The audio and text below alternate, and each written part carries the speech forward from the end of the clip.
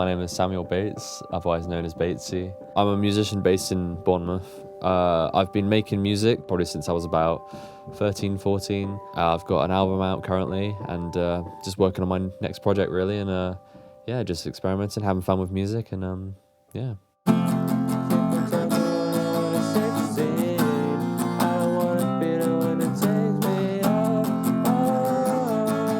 Most of the time I'll have like an idea or a voice recording basically ready to go, and I'll pick up the guitar, you know, practice with it, try and, you know, come up with some riffs and stuff.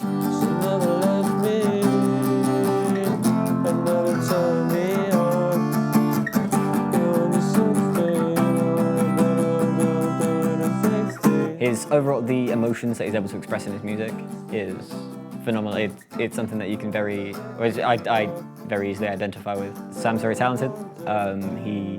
His ability to conjure melodies from seemingly thin air. I just kind of messed around on my guitar for a bit, and it just kind of, I don't know. It's unfair. Yeah, this is a really good one. It's called Don't Mess With Me.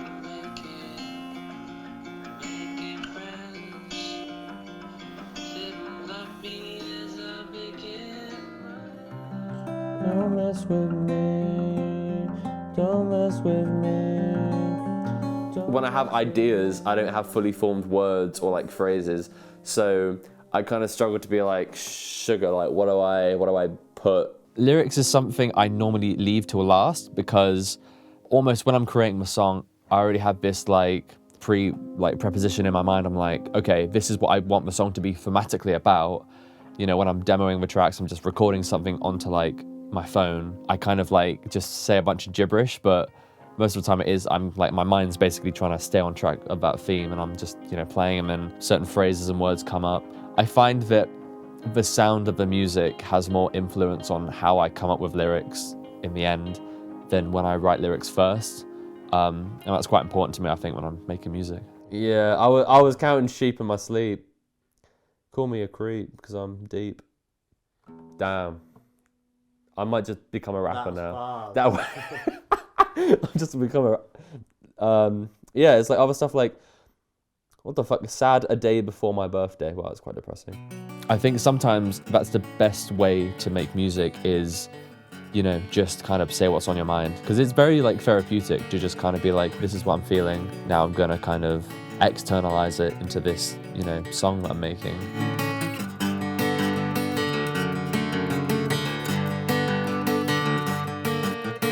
The first song I ever learned on guitar was my granddad, and he had an old like Spanish classic guitar.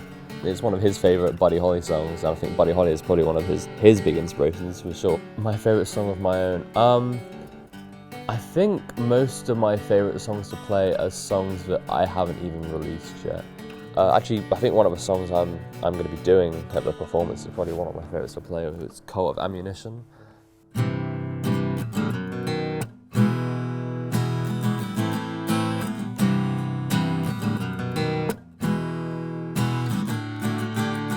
You know, there is a beauty to playing guitar, and I think, you know, through my years of playing, I've really come to enjoy just the different ventures of playing that you can do on a guitar. You know, it's endless, really. You know, a lot of it is just me having fun with the guitar. I don't think about it too much. I always find if I overthink what I'm writing, then it becomes a little bit soulless almost. But if I just let it happen, there's a bit of a, you know, it feels more genuine to me.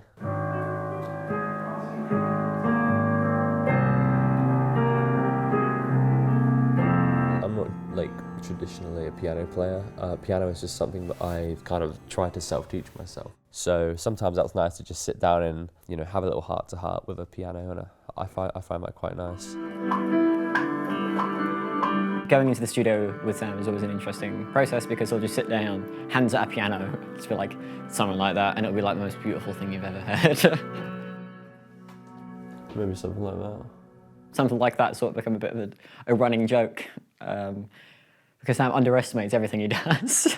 The backbone of a song can actually come from a part of the production. You know, if I've got like a synth line and it sounds amazing with some effects, I go, right, this is what I want the hook to be, and then everything else kind of, you know, develops itself around that. I think we should work on Paralysed. I think it's delusional.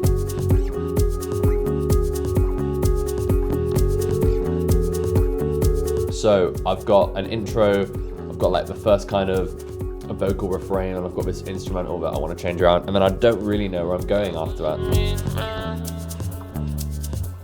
I've got a second life, broken and unsanitized. Because I just keep thinking of don't dance for me, but it doesn't work. It doesn't make sense. Come back to me. Come back to me. Come back to me. Yeah, I've just had a little thought actually. I'm thinking about here.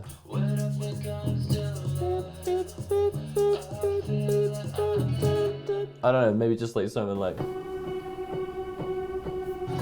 This is the most complex playing I've ever had to do in my life.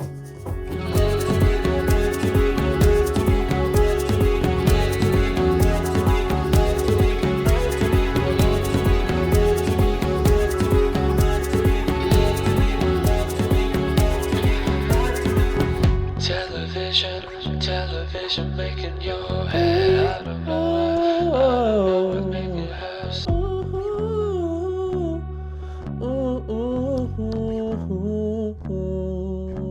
This studio is amazing.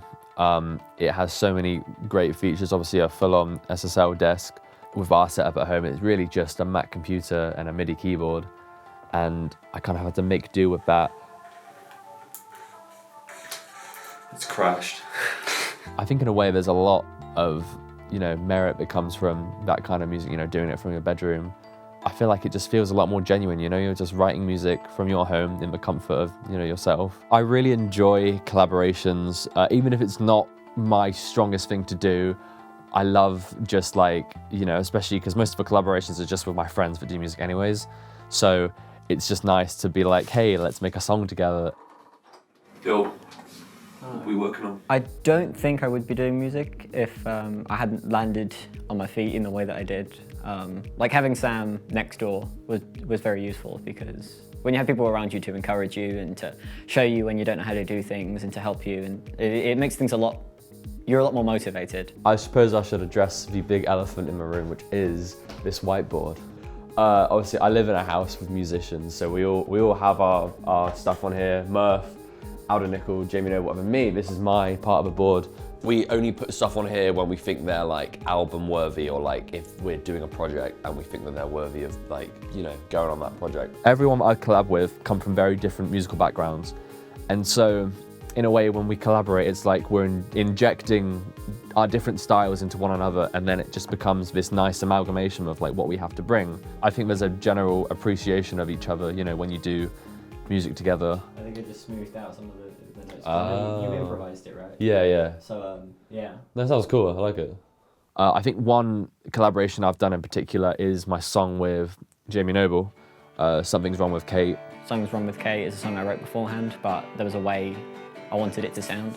Sam, being the incredibly talented person that he is, was very much able to help me get to where I wanted it to be. Jamie and I, we sat down, and we thought, okay, we can put guitar here, we could do a melody here, that sounds really cool. And we worked on it for probably a week on end, and eventually, we created this really lovely piece of music, which I think Jamie's really happy with, and I'm really proud to have, worked on that with him. It's a song that means a lot to me, as well as my brother, and so to be able to perform it live with the person who helped make it happen is really nice. Oh, the challenges are great. The challenges have been an integral part of what me and my friends do together. We've done hour-long song challenges, 2-hour song challenges. We've done a 1-week album challenge where we have to do 10 songs in a week. We all failed the first one. Sam also failed the second one. We've done silly ones. We've done a Jenga tower challenge where each Jenga block is a number and it relates to a silly thing. Sam, your song must be 5 minutes. It must also be 300 beats per minute. The most important thing that I've learned from doing the challenges with my friends is timekeeping, because it's you have to almost trust the process. Sometimes you have to trust your ideas and you have to be right, don't overthink anything, just make music. Making music can be a very time-consuming process, and you can second-guess yourself a lot. I mean, God knows how many times I hated one up, but yeah. Fuck you. I think I hold myself to too big of a high standard. I have a tendency to be a perfectionist, and I want everything to be you know, as high standard as it can be, but sometimes it's just not achievable. I mean, there's one track in particular which someone's kind of bound to bring up. It's called Wasting Time. It's a music video that's sadly no longer up.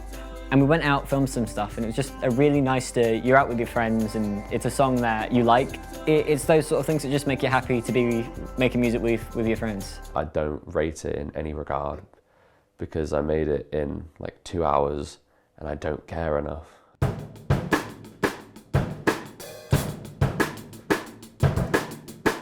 So drumming's like been in my family anyways, because my dad, he was a drummer for so many years, and yeah, I kind of just picked it up. You know, I'd go to like gigs of his and stuff, and I don't know, I found it really fun. Like, I didn't really know what I was doing, but you know, I was just kind of spending time with my dad, and you know, eventually when I ended up falling in love with music, you know, many years later, like properly, I ended up taking drum lessons, and no, I do enjoy playing drums, even though I'm not the best at it. It's still something that, you know, I've definitely picked up from my dad. So my name's Nikki, I'm Sam's mum. So when I was 18, actually go back a bit, when I left school, I didn't go to college, I didn't want to. So I decided to get my own PA, and I used to go out singing, do solo work.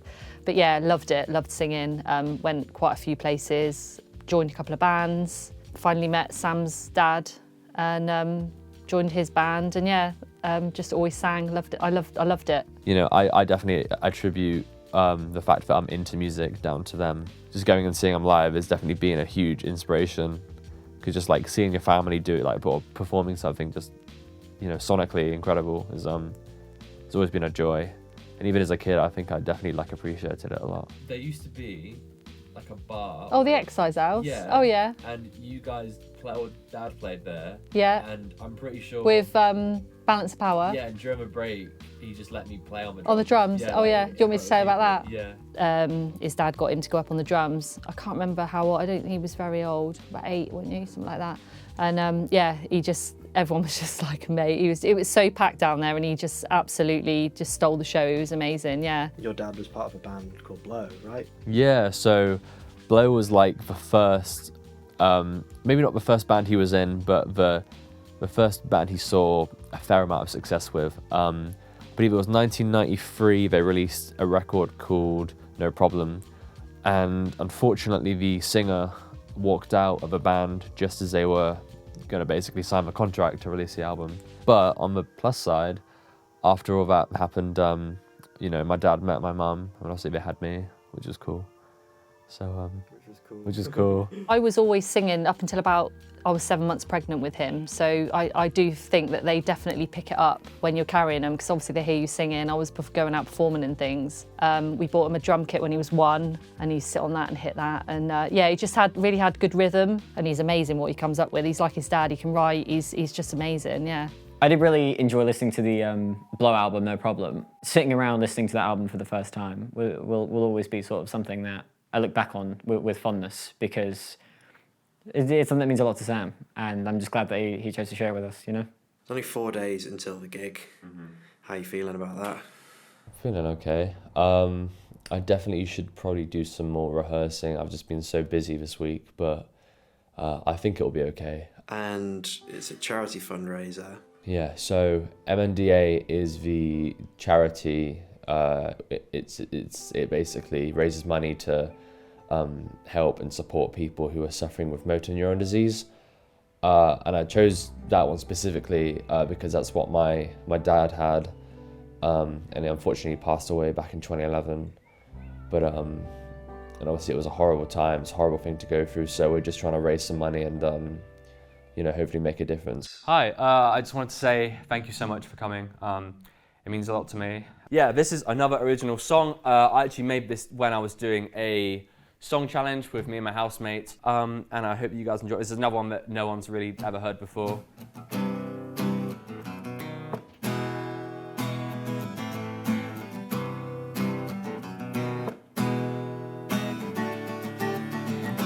What am I to do? I've got this body lying here. Oh yeah, this is the code of ammunition. station.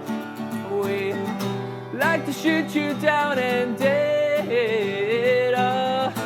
People turn away outside us, then put a bullet through their head. I don't want this. I don't want this. No. Yeah. So, for those of you that don't know, my dad, when he was still alive, he was in a band called Blow. Yeah, so I thought I'd give a go at covering one of those songs. I've been working on it for not too long, but I thought it'd be really nice. Feeling all this sorrow, if it was in my hands. Wishing for tomorrow, when I can make you understand. Being there beside you, to help you on your feet. Now I long to love you, but I have to be discreet. I don't know if I should let my feelings show. Across the great divide, yeah, I do wanna know. You've been up beside me, knowing I was wrong. Gonna make it up to you, I swear. If this is love, no, no, no. Why does it hurt so much? I wanna know if this is love. Why don't it feel the same the way I do? I mean, I'm biased because he's my son, but I just think he's so talented. You know, he plays guitar, he plays drums, he comes up with these amazing songs. He plays them to me and Isaac and Tom, and I'm like, wow, like that's just, he's so talented. I think the trouble is with Samuel is that he doesn't give himself enough credit. Why is making music important to you? I think, I mean, just in terms of music in general, music is such an important aspect of, you know, the world we live in. I think if we didn't have music in this world, I think life would be a lot more dull. It's something that you indulge in because that's part of who you are, you know. I love doing it so much because I love doing music that is, you know, it's me.